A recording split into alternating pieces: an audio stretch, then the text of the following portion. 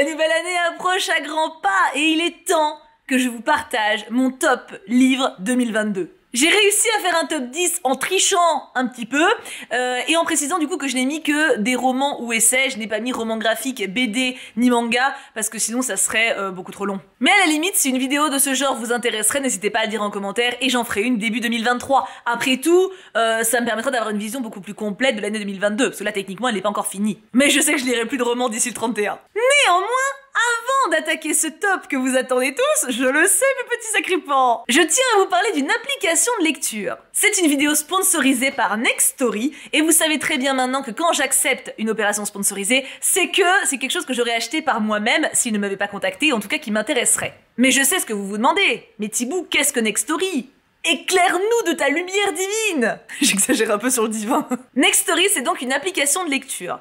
Il y a des e-books, il y a des livres audio. Les e-books comprennent des romans, des essais, la presse quotidienne ou hebdomadaire ou mensuelle, des mangas, des comics, bref, de tous les genres et également des nouveautés. J'avoue que c'est ça qui m'a le plus plu de mon côté. Typiquement, à Cotard, c'est dessus. Enfin, des images valent mieux que 1000 mots. Je vais aller sur leur site internet pour vous montrer, parce que du coup sur l'application c'est plus compliqué de vous filmer mon téléphone, mais je vais sur mon ordinateur pour vous montrer un petit peu le catalogue, pour vous montrer les nouveautés. Je vais surtout dans les rayons qui m'intéressent de mon côté, mais vous avez également tous les classiques, enfin en tout cas une grosse partie des classiques, vous avez des policiers, vous avez des histoires d'amour, bref, il y a vraiment de quoi faire. C'est donc une application qui est payante et qui propose différents forfaits en fonction de vos envies. Le forfait le moins cher, c'est celui à 9,99€ par mois, qui vous permet d'avoir accès au catalogue e-book illimité, 15 heures de livres audio et un écran. Alors 10€ par mois, enfin 9,99€, on va dire 10€, j'ai conscience que ça peut faire un budget quand on y pense, mais quand on voit le catalogue qu'il y a, et quand on voit le prix des bouquins,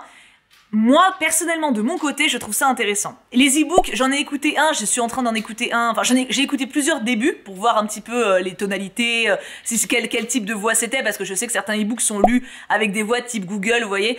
Donc là, j'en ai écouté plusieurs débuts qui avaient des voix très agréables, et là, je suis en train d'écouter You4, le Stéphane, le premier tome. Et d'habitude, je suis pas très livre audio. J'ai dit e-book, je crois. Je voulais dire livre audio. D'habitude, je suis pas très livre audio, mais là, je suis prise dans l'histoire. C'est super cool. Enfin, en plus, c'est un truc un peu survivaliste, dystopie, jeunesse, enfin bon, tout ce que j'aime. Et le gros avantage de cette opération, et c'est pourquoi j'ai accepté aussi, normalement, vous avez droit à 15 jours offerts quand vous téléchargez l'application, ce qui est normal pour l'essayer, pour découvrir si ça vous convient, si le format vous plaît, etc. Et grâce au lien que j'ai dans la description de cette vidéo, vous avez droit à 45 jours d'essai gratuit. Et genre total gratuit, y a pas d'entourloupe, vous créez un compte et vous lisez ce que vous voulez. Alors dans la limite du forfait quand même, mais je trouve ça super sympa de leur part, puisqu'en 45 jours, ça vous donne vraiment le temps déjà de lire certains titres dont vous n'avez pas forcément accès chez vous, et du coup de vraiment prendre connaissance de l'application en profondeur. La moi du futur se rend compte qu'elle manque peut-être de clarté, donc je précise un petit truc. Quand vous créez votre compte sur Nextory, il faut rentrer vos informations bancaires. Vous ne serez néanmoins bien sûr pas débité avant les 45 jours et vous pouvez arrêter l'abonnement quand vous voulez, pendant votre période d'essai, il n'y a pas de timer, etc. Mais je préférais quand même préciser pour que vous n'ayez pas peur en rentrant vos coordonnées, en vous inscrivant. Voilà, c'était la petite précision bonus. Si jamais l'application vous devient indispensable et que vous ne pouvez plus vivre sans, et dans ces cas-là, pas de problème, vous souscrivez à l'abonnement classique du forfait de votre choix. Et si jamais ça ne vous convient pas ou que vous estimez que vous vous y retrouvez pas financièrement, vous faites juste votre période d'essai, vous aurez lu des bouquins et c'est toujours une bonne expérience. Il y a donc le lien dans la description. De mon côté, je vous dis, j'ai vraiment été conquise par la variété du catalogue et par la gentillesse aussi des développeurs avec qui j'ai pu discuter. Ils ont de bonnes démarches, ils ont de bonnes intentions. J'ai aimé leur respect du livre. J'ai aussi surtout aimé le respect qu'ils ont pour leurs lecteurs et l'intérêt qu'ils ont à faire les choses bien. Ça me plaît. J'aime les gens qui travaillent bien et qui proposent quelque chose de cool. Alors, je lis rarement sur mon téléphone de mon côté, mais j'avoue que là, ça me titille. Alors, de mon côté, j'ai voulu jouer le jeu et pas trop y aller avant de faire cette vidéo pour un peu découvrir en même temps que vous et pouvoir intégrer à mes update lectures ce que je découvrirais via le téléphone, parce que sinon j'aurais pas pu en parler sans vous spoiler, voilà. Mais il y a beaucoup de titres qui me tentent, vraiment pas mal. Parenthèse refermée donc, considérez que c'est un petit cadeau de ma part et de Nextory pour fêter cette fin d'année dignement et pouvoir passer votre nouvel an sous un plaid à lire des livres. On attaque donc cette vidéo et mon top 10 de romans / essais de l'année. Avant d'attaquer, si vous voulez jouer le jeu, mettez en commentaire ce que vous pensez voir dans mon top, allez on va dire dans mon top 3, parce que ça risque d'être difficile. Je pense que ceux qui suivent mes vidéos update lecture assez fréquemment peuvent avoir des soupçons sur certains titres, mais je pense aussi que vous pouvez être surpris. J'ai hâte de savoir, donc mettez vos pronostics et à la limite après vous éditerez votre commentaire ou alors vous en mettrez un autre comme vous voulez pour savoir si ça a collé ou pas. Je suis curieuse. Ou alors vous préparez un commentaire à écrire pendant toute la vidéo, mais ça risque d'être long et puis après des fois ça bug et du coup le commentaire s'efface. Bref, on attaque. Alors non, on n'attaque pas, je fais un aparté parce que j'ai pas mis de saga. J'ai pas mis de saga parce que ce serait trop difficile de classer quel tome de quelle saga je mets, etc. Donc je mets une mention spéciale à 3 sagas coup de cœur. Blackwater. Je n'ai pas fini, en plus, donc c'est d'autant moins valide pour pouvoir en parler. D'ailleurs, mes 3 sagas, techniquement, sont pas finis. J'en parle depuis un moment maintenant, mais c'est du fantastique. C'est une petite ville avec une femme surnaturelle qui sort de la rivière et qui rentre dans une famille comme une femme... mariée à un gars, et il se passe plein de choses, et c'est génial. C'est toute une ambiance par contre, je sais pas si ça plaira à tout le monde, moi c'est pas ce que je lis habituellement, mais j'ai été totalement emportée, surtout à partir du tome 3, où vraiment, là, 3 et 4, ça a été... Waouh! Autre saga coup de cœur, et pas des moindres, Anne de Green Gables, enfin toute la saga du coup, hein, Anne de Green Gables, Anne d'Avonlea, Anne de Redmond, Anne de Windy Willows... Vraiment tous les Anne. Cette saga, ça a été une merveille de découverte. Et clairement, si j'avais pas triché en enlevant les sagas de mon top, ça serait dans le top 3 à coup sûr. Peut-être pas le tome 1, mais en tout cas le tome 3, 4, 5... Bref, tous ceux qui suivent, j'ai adoré. Il y a une vibe petite maison dans la prairie, c'est frais, c'est léger, c'est plein de feel good, c'est plein d'émotions, c'est plein de tendresse, on voyage, on visite, on voit des beaux paysages, des belles émotions, de beaux humains. Lisez cette saga, c'est une merveille. C'est de la poésie, c'est de l'amour, c'est à lire. Et enfin, vous savez ce que je vais vous dire, la saga ACOTAR, bien sûr. Un palais d'épines et de roses. Alors techniquement, j'avais lu ce livre-là il y a 2 ans, je crois. Et en fait, il a une fin qui s'auto-suffit un petit peu. Il y a un à suivre, mais tu vois, bon, t'as une vraie fin. Et j'avais trouvé ça sympa, mais j'avais pas été transcendée non plus. Et par curiosité, cette année, j'ai lu la suite. Je sais pas, ça m'a réveillée comme une envie de pisser. Je me dis, ah tiens, ça, je vais lire le tome 2 d'ACOTAR, pourquoi pas. J'ai adoré. Mais alors, le tome 1 est sympa.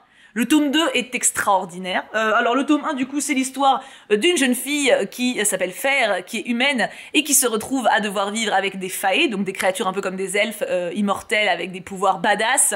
Et elle les aime pas trop, hein, parce qu'elle est prisonnière là-bas, elle essaie de se barrer. Il y a un peu une vibe Belle et la Bête dans celui-ci.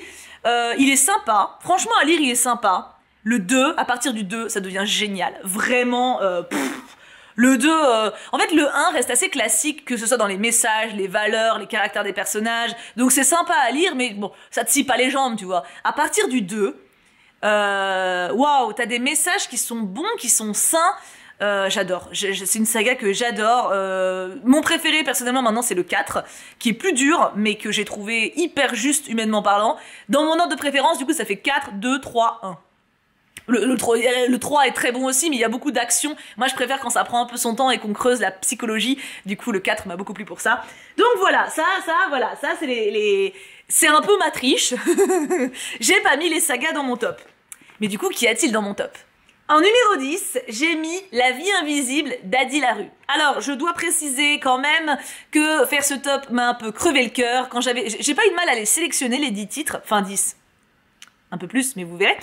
Mais par contre, les classer, oh là là là là là là, oh, mais j'ai réussi, et donc Adi Larue s'est terminé 10e. Sachez que les 10 livres dont je vais vous parler, c'est la crème de la crème pour moi, donc ça reste excellent. C'est juste que j'ai peut-être été un peu moins transportée que pour tous les suivants dont je vais parler, donc c'est vous dire. Bah, Adi Larue, je vous en ai parlé dans un update lecture il y a 2 semaines, donc vous devez l'avoir encore en tête pour ce, bon, au cas où je vous mettrai le lien si jamais, hein. Mais c'est l'histoire d'une jeune femme qui passe un pacte avec une entité sombre, et elle devient immortelle, mais ça n'empêche pas qu'elle souffre, etc. La seule condition à ça, c'est que tout le monde l'oublie. C'est-à-dire qu'elle rentre dans une pièce, elle ressort, les gens ont oublié qu'ils l'ont vue, donc elle ne peut pas laisser de traces dans le monde. Par contre, ça n'empêche pas qu'elle ait faim, qu'elle ait froid, qu'on puisse lui faire du mal, simplement elle ne peut pas mourir. Donc c'est un peu un châtiment au final, parce que, imaginons, elle est dans la rue toute la nuit, elle va souffrir, en plein hiver, elle va souffrir du froid comme un humain, elle va être au niveau de la douleur de quelqu'un qui va en mourir, mais elle va pas en mourir. Donc voilà, c'est pas forcément une malédiction super cool quoi. Et donc elle va rencontrer à un moment, 300 ans plus tard, quelqu'un qui se rappelle d'elle. Et c'est cette histoire. Et on suit sa vie, on suit ses choix. c'est génial. C'est une très belle histoire. J'ai adoré le personnage d'Adi, moins les mecs qui gravitent autour d'elle, même s'il y en a un dans le temps que j'ai vraiment aimé. Mais voilà, pas les deux principaux, en tout cas, ils me sont un peu passés au-dessus. Par contre, Adi, je l'aime. Vraiment, c'est un très beau livre. Parfait pour la vibe automne-hiver. Je dirais qu'à lire en janvier, en plus janvier on déprime tous un peu, c'est parfait. C'est l'histoire de relativiser le sens de l'existence humaine.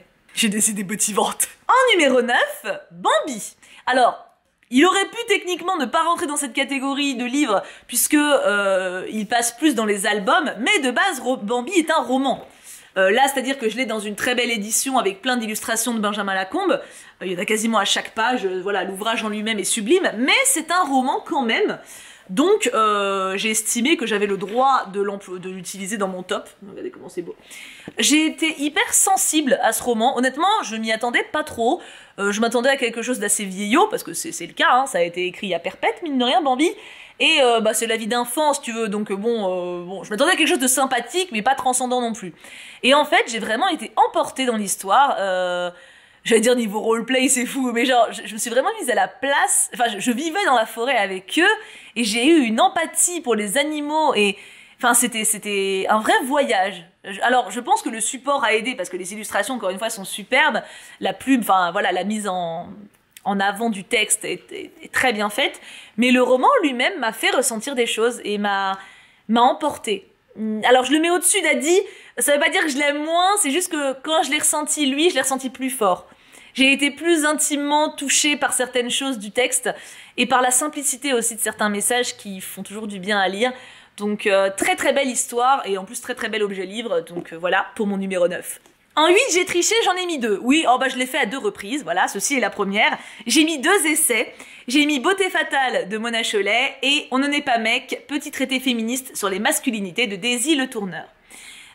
Cette année, ça a été une année où j'ai découvert les essais. Alors j'ai lu Sorcière l'année dernière, mais c'était vraiment une découverte que j'allais penser unique. Et en fait, j'ai découvert le genre de l'essai que j'ai trouvé passionnant. Alors je n'ai pas lu depuis août. J'avais commencé Sapiens, que j'ai adoré. Le problème en fait c'est que je l'ai lu en vacances, j'avais emprunté l'exemplaire de mon beau-père et j'avais lu près de la moitié. Et en fait du coup j'ai dû faire une pause, le temps de rentrer de vacances parce qu'on repartait etc. Et je l'ai racheté en rentrant. Mais du coup ma lecture a été coupée de plus de 2 semaines. Et j'ai pas réussi à me remettre dedans. Pas parce que c'est pas bien, mais parce que j'étais plus dans le mood. Donc ça va me revenir, Sapiens c'est là-haut, il m'attend sagement. Et je pense que quand je l'aurai terminé, il sera dans mon top 2023. Mais pour le moment du coup je l'ai pas lu et je suis en pause essai. Il n'empêche que ces 2 découvertes ont été particulièrement intéressantes. On n'en est pas mec de Daisy Le Tourneur m'a beaucoup plu par rapport à sa question sur le genre masculin, par rapport à la question sur le genre tout court, et ça m'a fait comprendre pas mal de choses. Là alors, c'est un livre qui est assez ludique, assez facile, peut-être un peu trop incisif si vous n'êtes pas habitué au style des essais. La plume est très simple à lire. Voilà, on n'est pas sur un langage pas éloquent, si c'est très éloquent, mais on n'est pas sur un langage empoulé, c'est accessible sans problème. Et j'ai trouvé que c'était un très bon essai qui posait d'excellentes questions. Et Beauté fatale de Mona Chollet. Mona Chollet maintenant, je pense que vous savez que je connais cette autrice et cette philosophe, je pense qu'on peut dire philosophe, et je l'aime beaucoup. Beauté fatale, il me semble que c'est son premier essai. Et elle est plus incisive que dans les 2 autres que j'ai lu d'elle. J'ai lu Sorcière qui m'a fait découvrir du coup le style essai et sa plume, que j'ai adoré. Sorcière, vraiment, il est merveilleux. C'est une réflexion hyper poussée et douce sur le genre féminin, sur le sexe de la femme également, sur la place qu'on a dans notre société. J'ai lu Réinventer l'amour de Mona Chollet qui est hyper intéressant aussi sur la question des couples hétéros. Et du coup, j'ai lu le dernier qui me manquait, Beauté fatale. Je crois pas que ce soit le dernier, mais un des principaux en tout cas qui me manquait. C'est un des premiers et je la trouve beaucoup plus agressive dans celui-ci que dans les derniers. Je pense qu'elle a gagné en maturité, en réflexion et en comment dire ça, délicatesse depuis. Alors, c'est une question subjective. Moi, je trouve qu'elle a gagné. D'autres féministes ou d'autres personnes trouveront qu'elle y a perdu parce que certains apprécient le langage tranché. Moi, je trouve qu'on y gagne à mettre des formes, en fait, quand on dit les choses. J'ai trouvé cet essai, c'est pour ça qu'il est dedans, j'ai trouvé hyper intéressant. Ça parle de la notion de beauté, en fait, et du corps qui se périme de la femme, vous voyez. Le côté où une femme n'existe que parce qu'elle est belle, que par son corps. Que, par exemple, dans le cinéma, aucune actrice ne sort enfin, si elle sort de la norme physique, elle n'est rien. Ou alors elle est cloisonnée à des rôles ridicules. Et à chaque fois, c'est toujours les mêmes types de femmes qui s'en sortent. Et à chaque fois, elle a aussi mis un doigt très important sur l'importance de la mode, l'importance des parfums, de la beauté dans le milieu même du cinéma et de l'art en général. C'est hyper intéressant à lire. Par contre, c'est très incisif. Elle n'hésite pas à critiquer ouvertement les femmes qui aiment la mode, qui se réfugient là-dedans, qui apprécient la mode ou la beauté. Et elle dit à un moment un truc que je trouve très juste, hein, pour le coup, mais qui est quand même assez dur. C'est bien d'être belle, mais si on était tout court. Cette phrase-là, je la trouve très belle. Mais du coup, elle est très dure, je trouve, envers les femmes qui sont dans ce milieu-là. Je pense que le bouquin aurait gagné à défendre ses idées sans être autant accusateur envers certaines personnes directes. Maintenant, le message derrière est excellent et je le recommande tout de même. Si vous êtes passionné par le make-up, vous risquez de vous prendre un petit tatané sur la gueule, mais en fait, il faut bien se dire un truc quand on lit un essai, et ça, c'est très important de l'avoir en tête. Un essai, c'est l'opinion d'une personne qui a travaillé son opinion en faisant des recherches de sources, de recommandations, de clins d'œil dans le cinéma, etc., qui a travaillé du coup son argumentaire pour vous présenter sa théorie. Maintenant, ce n'est qu'une opinion. Et c'est pour ça que je ne suis pas en colère ou mécontente quand je lis quelque chose. Je ne suis pas d'accord avec tout ce qui est écrit dans tout ce que je lis dans les essais. Il y a des points où j'étais pas d'accord. Dans ceux-là comme dans les autres. Mais il y en a d'autres où j'ai trouvé ça intéressant. Je vois ça comme une discussion avec une amie, en fait, ou un ami, et qui me pousse à réfléchir par moi-même et à me poser des questions. C'est ça un essai. Et pour ça, Beauté Fatale est excellent.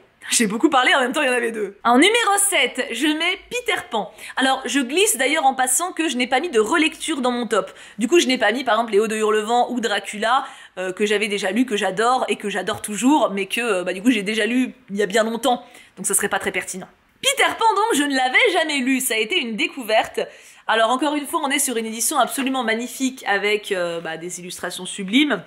Vous avez des petites pop art comme ça, pop-up, pas pop art.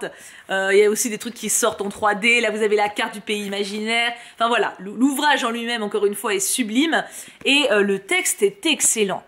Je l'avais jamais lu, et je suis contente de ne pas l'avoir lu plus jeune, enfin en tout cas pas trop jeune, parce que je pense que j'aurais loupé pas mal de subtilités. Peter Pan, c'est l'enfance. C'est une ode à l'enfance, à l'imaginaire, à l'adulte qu'on est, et à l'enfant qu'on a dans l'adulte qu'on est. Non mais c'est beau à lire. Par contre c'est perché, mais c'est normal. C'est comme des gamins qui jouent.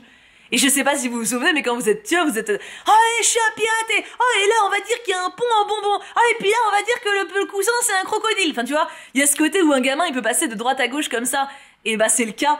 Et il est magnifique, très poétique, très beau. J'ai eu les larmes aux yeux en le lisant plusieurs fois. Très fort comme bouquin, très très fort. Très très bonne lecture. Alors je vais pas dire qu'il y a une vibe Le Petit Prince, parce que Le Petit Prince c'est beaucoup plus doux et mignon. Là c'est quand même assez cruel, mais les enfants sont cruels. Les enfants sont très cruels entre eux.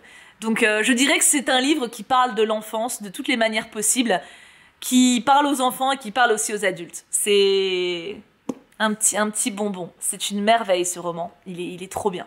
En numéro 6, j'ai triché à nouveau, mais après c'est fini, après je triche plus. Mais en même temps les deux sont rouges. Non, les deux sont rouges, puis surtout les deux sont un peu sur les mêmes thématiques. J'ai mis La Servante écarlate de Margaret Atwood et Le Pouvoir de Naomi Alderman. Ce sont deux récits dystopiques de science-fiction mettant les femmes au cœur de leur récit. Et les couvertures sont rouges. Donc à un moment, c'est le destin, il fallait que je les réunisse. La Servante écarlate est un récit qui nous parle d'un futur où les femmes ne seraient plus fécondes. En tout cas, très peu d'entre elles y arriveraient à l'être. Et du coup, certaines femmes, donc celles qui pourraient enfanter, se retrouvent à être servantes écarlates et servent dans des maisons de gens riches, d'utérus en fait, et se font féconder par les maris des compagnes qui tiennent, etc., enfin qui font partie du rapport, enfin bref. J'avais très peur en le lisant parce que je m'attendais à quelque chose de très sombre et très triste et très dur à lire. En fait, non. Ce que j'ai trouvé brillant dans ce livre, c'est que ça nous montre un quotidien d'une femme qui est habituée à ce quotidien et qui du coup veut en sortir quand même, attention, mais ne le vit pas de manière tragique. Et je trouve que c'est une approche qui est hyper réaliste. Parce que quand tu vis... j'avais fait ce rapprochement parce que j'avais vu un film peu de temps avant qui parlait de ça, qui m'a fait penser au viol conjugal. Le viol conjugal ne devient, un fardeau, un poids, qu'à partir du moment où tu mets les mots dessus. Pour des milliers de femmes, des millions de femmes à travers le monde, c'est le quotidien. Ça l'est encore aujourd'hui. Et elles vivent très bien, c'est-à-dire dans le sens au quotidien où elles ont des copines, elles rigolent. C'est en fait à partir du moment où on te désigne quelque chose comme quoi c'est grave, et là tu le réalises ou là tu le subis. Mais là en fait du coup dans le roman, pour l'héroïne, elle sait, alors elle a vécu une vie normale avant, donc elle sait que ce qu'elle vit n'est pas normal, mais sa vie a changé, et elle a réussi à l'accepter, à l'intégrer dans sa vie quotidienne pour ne pas perdre la raison, et elle a fait un quotidien du coup basé sur ça. Et je trouve que c'est la manière la plus juste de rendre hommage à toutes les femmes qui subissent ce genre de violence, parce qu'au final, c'est comme ça que ça se fait en fait. Les femmes qui se font violer au quotidien, les femmes qui subissent des violences au quotidien, on les voit pas pleurer tous les jours, se mettre en boule. Non, elles vivent. Tu les vois faire leurs courses, elles rigolent, elles sont polies, etc. La souffrance, elle est interne. Et du coup, le livre n'est pas choquant à lire. Genre, vous n'allez pas assister à des scènes de torture, de violence sexuelle, etc. C'est limite académique, c'est limite structuré. Mais c'est très fort à lire. C'est limite ennuyeux, parce que du coup, elle suit sa vie au quotidien, elle fait rien de spécial, mais du coup, je trouve que l'immersion est d'autant plus parlante, c'est un grand livre.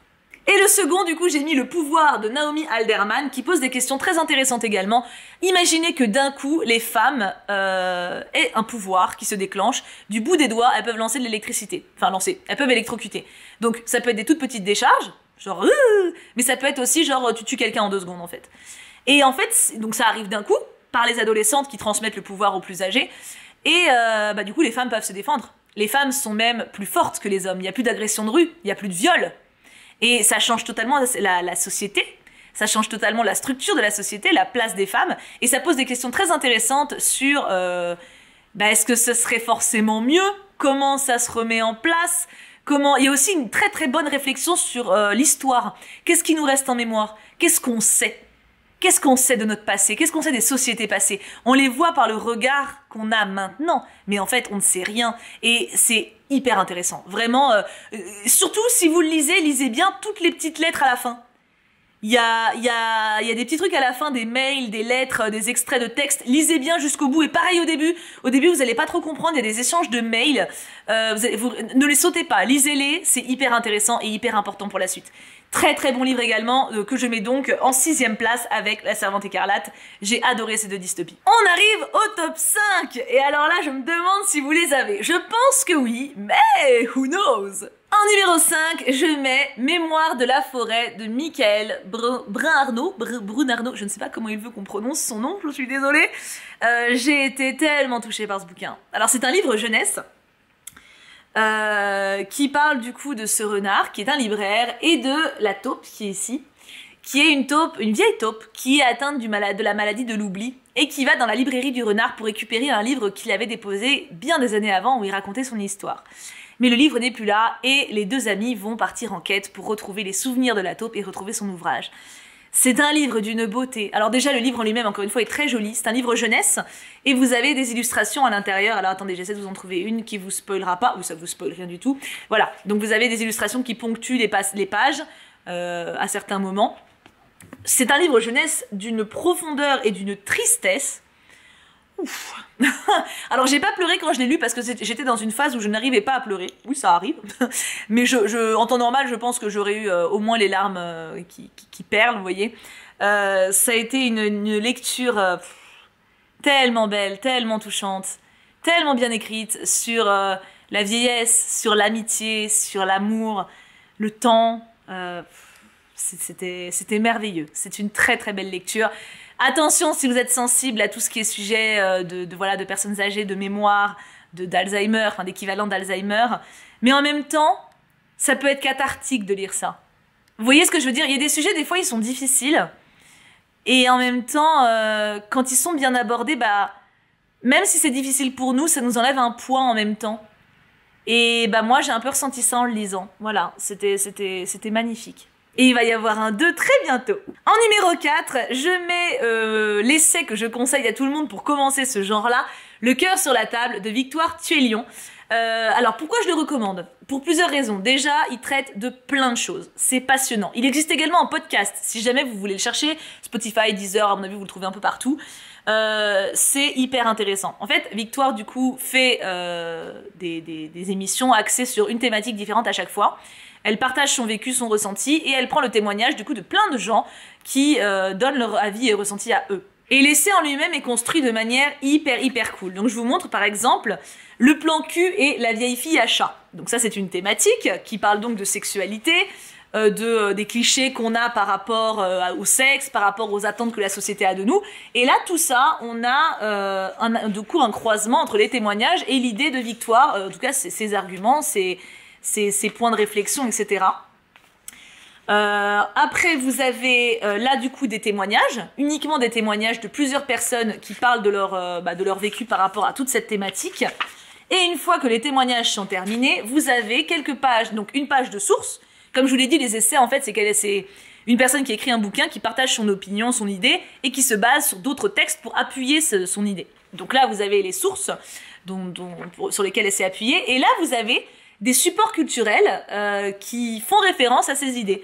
Par exemple, en l'occurrence, Émotion, enquête et mode d'emploi, les tomes 1 à 3 des BD. Vous avez un article, pour sauver leur grande amitié, ces deux autrices ont suivi une thérapie, elles nous racontent.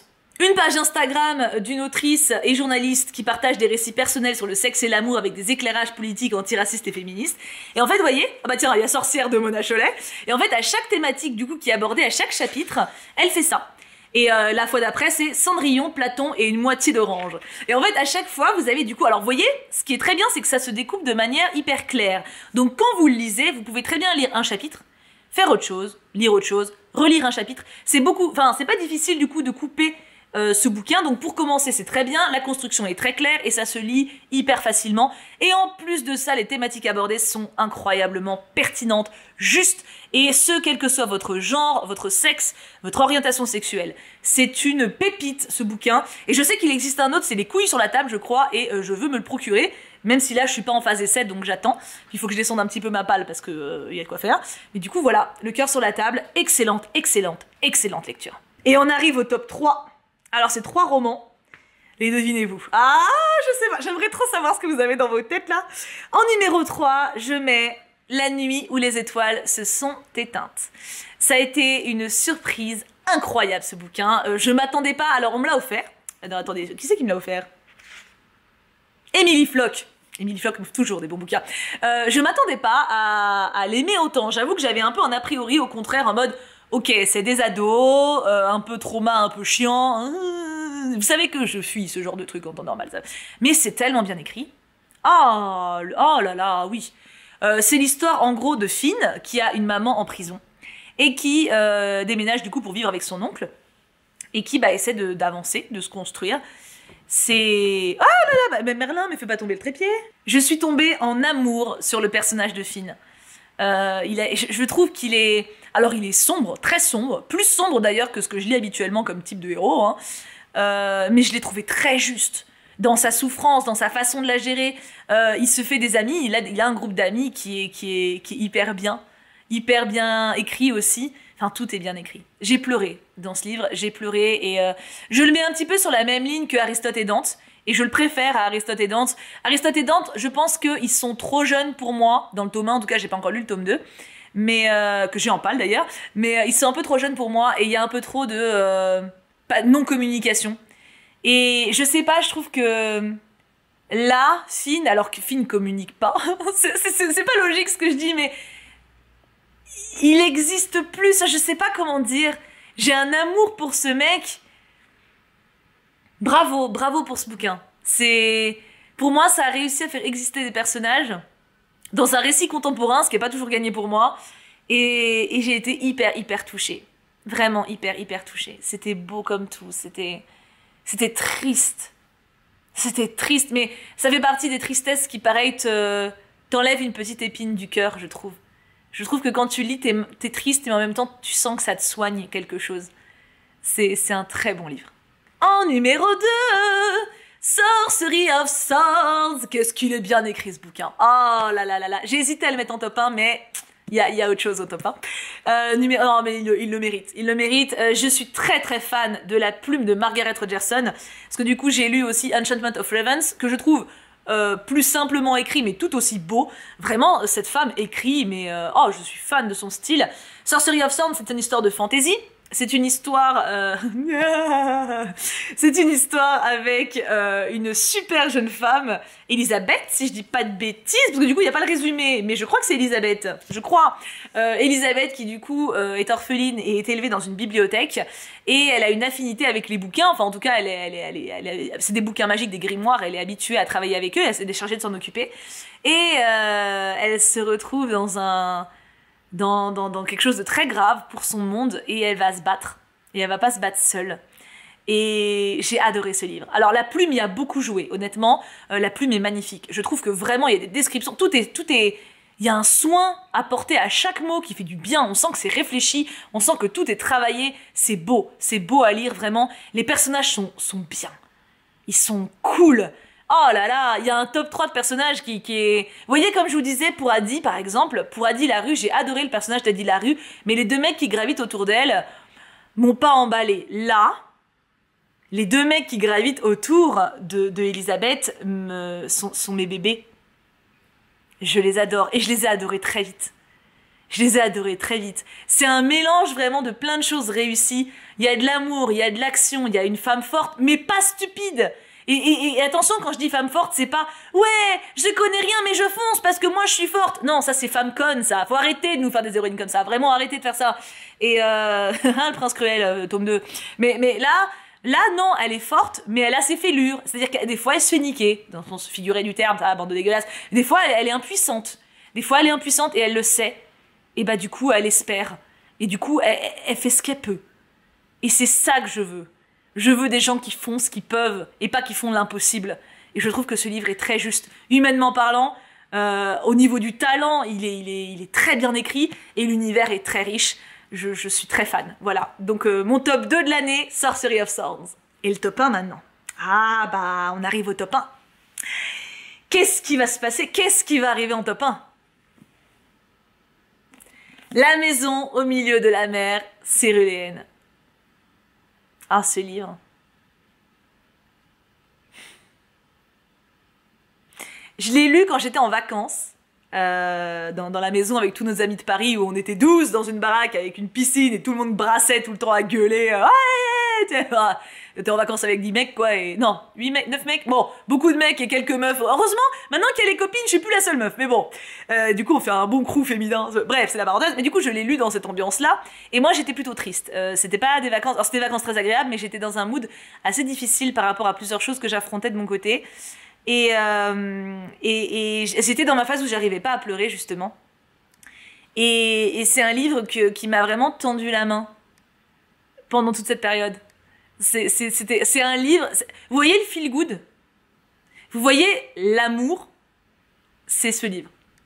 Ce livre, il te prend la main, il te met la petite mèche derrière l'oreille comme ça, il te fait ça, il fait hey, t'es pas tout seul. Vraiment...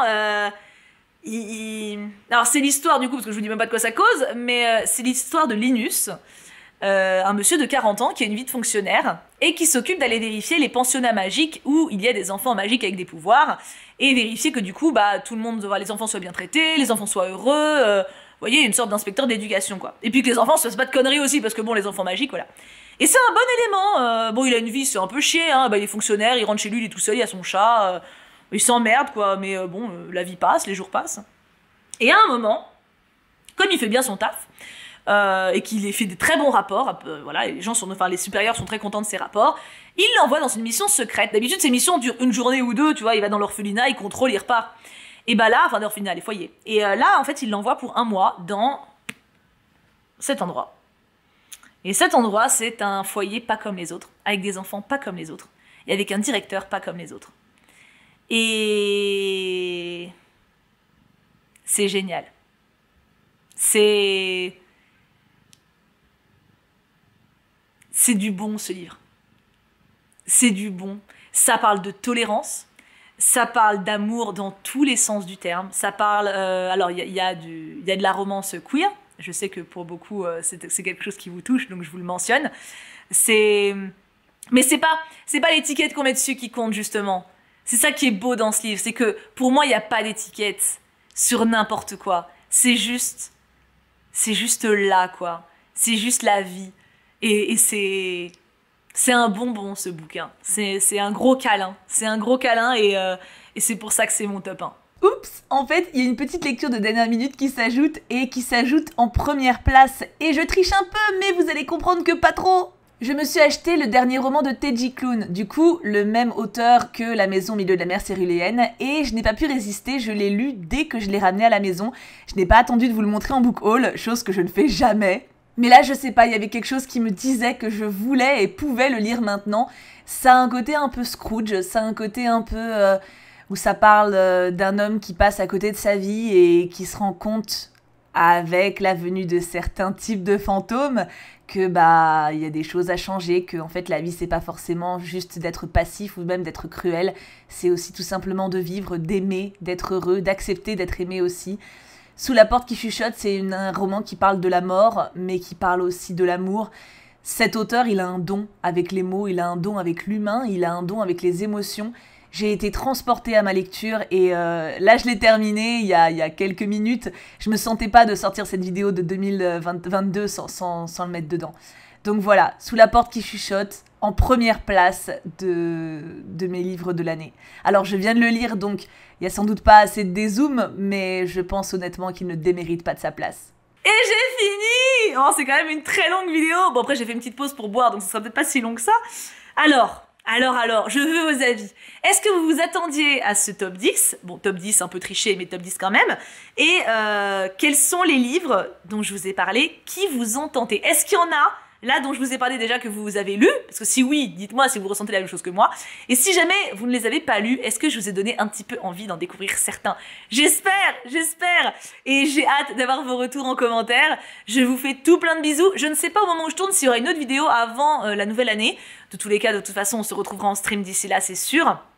Prenez bien soin de vous, je vous aime très fort. Pensez à vous en ces derniers jours de 2022, et pas en 2023, je croyais qu'on était en 2023 encore tout à l'heure. Non. Pensez à vous, prenez soin de vous, vous le méritez, et essayez de passer le petit cap du nouvel an de la manière la plus douce possible. Focusez-vous sur une émotion positive, sur une émotion douce, chaleureuse, sur une petite bougie à l'intérieur de vous, et espérons le meilleur pour 2023. En tout cas, une chose est sûre, c'est qu'il y aura plein de belles lectures. Ça, je le sens dans mes vieux os. Techniquement, je pourrais parce qu'il pleut comme vache qui pisse. J'adore la différence entre la petite bougie interne trop mignonne mais il pleut comme vache qui pisse. C'est tout moi. Je vous fais 1000 bisous, prenez bien soin de vous et on se retrouve très très vite pour plein de belles aventures. Mouah.